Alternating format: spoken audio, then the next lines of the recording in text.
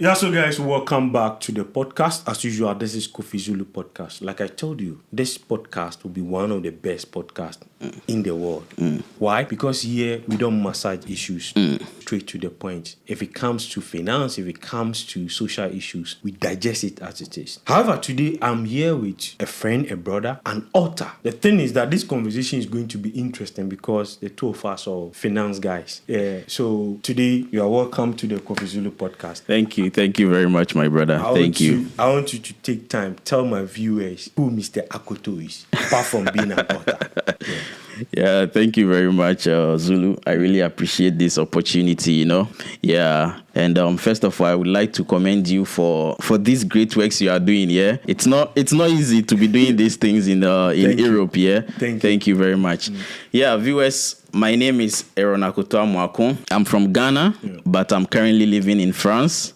And I'm an author, a financial advisor, which is called a conseiller financier here in France. And I'm also an entrepreneur. I did my BSc at University of Professional Studies in Accra. And I did my master's here in France at the University of Rennes. And I also have an international diploma in finance. I also have certificates like BMC, Bloomberg Marketing Concepts. So solely, I'm a finance guy, as you said earlier on. Charlie, Ghanaians love school. Hey. Yeah. Charlie, you lie. The certificate, we pack it down. We've actually packed it down. Yeah. Ghanaians are really, really intellectual. Yeah. Thank you very much. So, Mr. Akoto, Charlie, today, for me personally, reading your book, I've learned very few things. Yeah. There's a saying that you can't have knowledge at one place. You have to pick it from several other places. Yeah. Now, one of the things that bobbed my pulse is, why did you choose the word hate poverty? I want you to relax, take your time.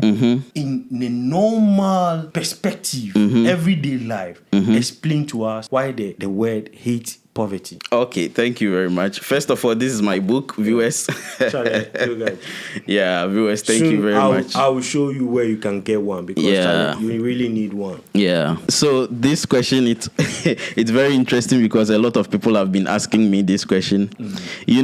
The day I called my mom and I told her, Mom, I want to write a book. And she was like, wow, that's a very good thing. And she asked me, what topic are you going to write about? And I told her, hate poverty. She was like, hate poverty? But you didn't grow up from a poor background. How can you elaborate this story? And I was like, most of the times we say experience is the best teacher. But one thing I want us to know is personal experience is not only the best teacher. The experience of others can also be your teacher. So me growing up here, my dad was a pastor. I'm a church guy. So we were always transferred from one city to the another, one town to the other. So I had the chance to meet people, to see people who are poor, families who were not able to even have their basic needs, to meet their ends meet. They were suffering. And it's not because they don't have intellectuals or they don't have any potential, but just because it's poverty which is doing them like that.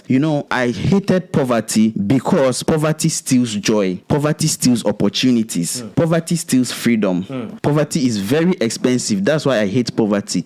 So the title I choose for my book, Hate Poverty, it doesn't necessarily mean I hate people who are poor. It means that I hate what poverty does to the people who are poor. It makes them go through a whole lot of painful things. You understand, my brother? Yeah.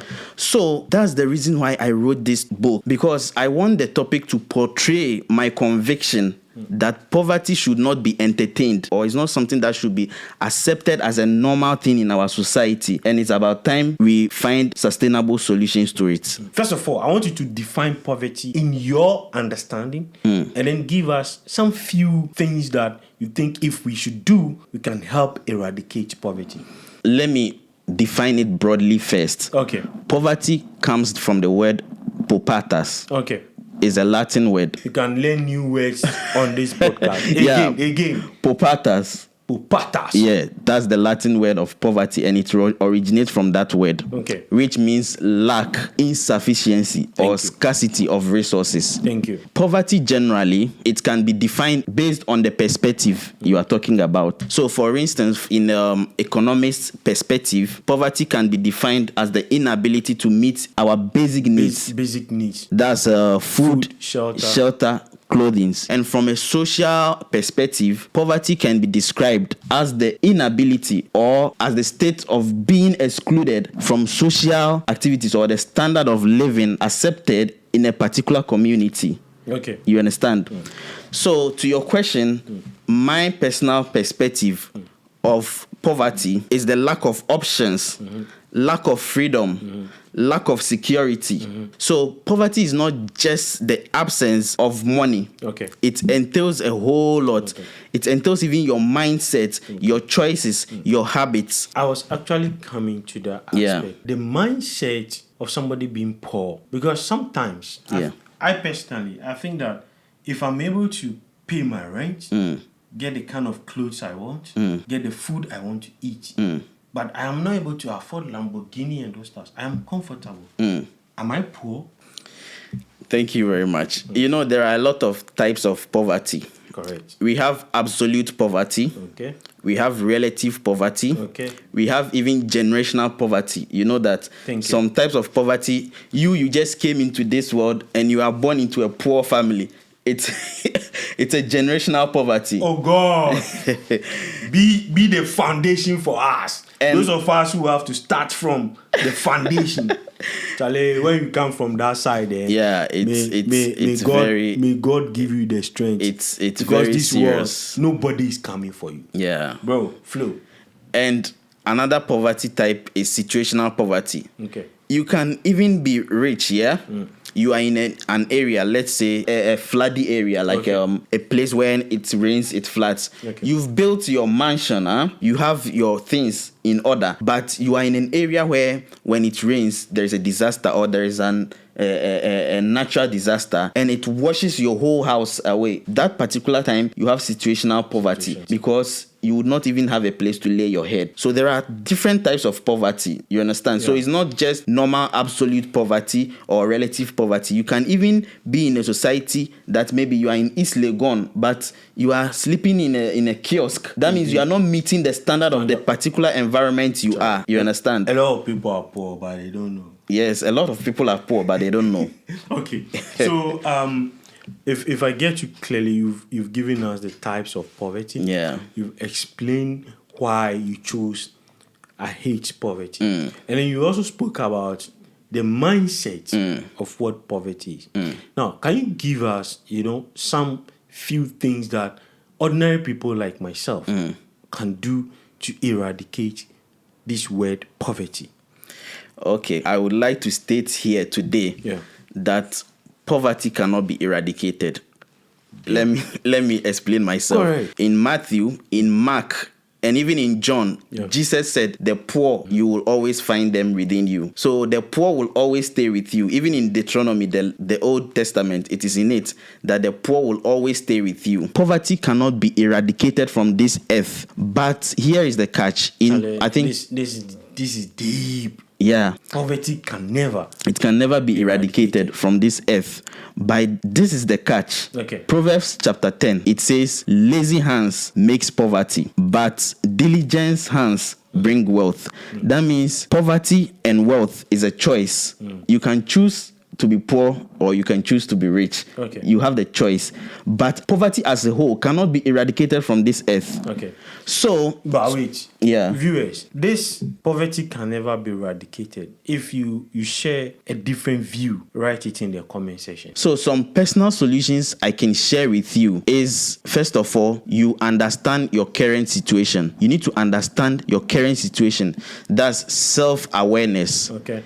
You need to know the debt you are having, your salary you are taking. You need to have a positive mindset because in the Bible, it says, do not be conformed to the patterns of this world, but be changed through the renewing of your mind. I've actually forgotten the quotation. I think it's in Romans chapter 12 or so. Let's not go there. Because if I want to squeeze you on that, if we tend to mix religion or with issues of figures, I'll disagree with you on a lot of things. I know you. So let's not go there. I will not go there. The quotations will not work for me. Okay. Why? Because if the church knows all these things, one can also say, or there is a research out there, Yeah. the majority of people who are poor are actually in the church. Okay, I understand. So it could also be an issue of mindset. Yeah. But I want us to stick to the facts. Okay. No belief. You Okay. understand? Everything based on religion is based on beliefs. Because there's an iota of of doubt. Yeah. But let's stick to the figures. Building multiple sources of income. Okay. You shouldn't put your eggs in one basket. You know, you should be diverse. As a salary worker, you are in the employment quadrant. Yeah. You can move to the business income quadrant. You can even extend your boundaries to the investment income. D'accord. You understand? So you need to be diverse. You need to have multiple sources of income. Another point you can do is you can build strategic networks. You need to have relationship with people who will impact your lives. As for example, when you are brought up from a lower background, like a poor background, you need to now join forces with people. Let's use this example. PayPal. PayPal was brought up by Elon Musk and some different people. Yeah. You know, they came together and they did that thing, and after that they sold the company and they had a big money. Yeah. You understand? So you need to build strategic networks. You also have to avoid having short-term thinking. Okay. You need to plan long-term. If someone wants to have access to this book now, how do we get access to this book? Especially those in Ghana, those in the United States, you know. How do we get access to this book? Hate Poverty. So this book is available on Amazon. When you search Hate Poverty, you're going to see it. And I can leave the link with my brother. He will put it under the video so that you can actually click on it and you get a copy.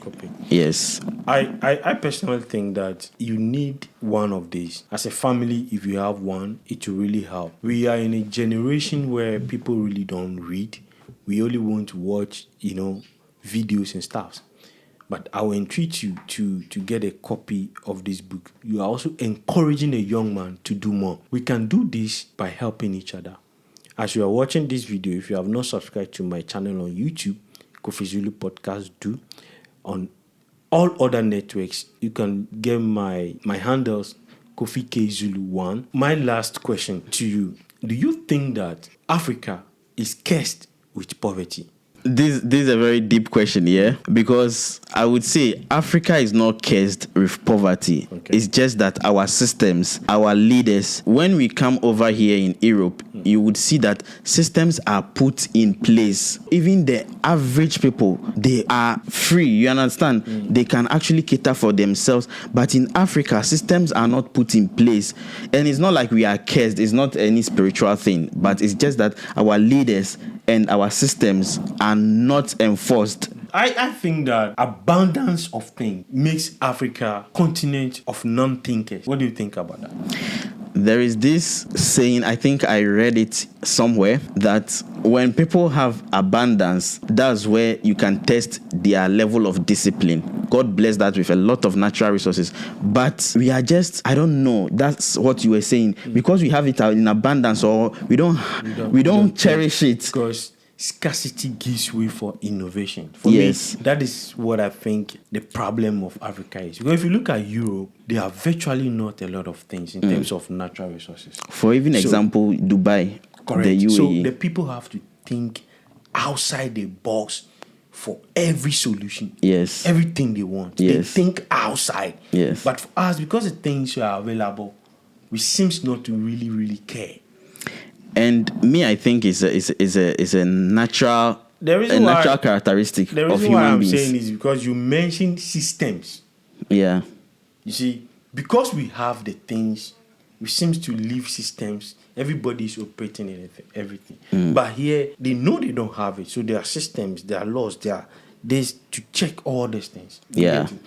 Like, for instance, if you look at the flooding happening in Ghana today, these things have been consistent over the years. We are talking of poverty. It can take somebody 100 years to buy land. Assuming you buy land in Accra, fight over the land, pay 2 times. After that, you now fight with the land guards. You pay digging fee, completing fee. Yeah. Then you are able to roof your house, move into the house. Yeah. Then in a particular year, there's a flood and Charlie, everything is gone. It will just spoil everything. You are going back to zero. So it also boils back to how our systems are run, the mindset, and stuff like that. Yeah. So I just want you to give us last words on things we should be doing to make sure that we elevate ourselves from this abattoir on our neck. So we need to have positive mindset, as I said earlier on, and our choices, our habits. Because in Africa, when you go to Africa, you can see that there are a whole lot of loopholes.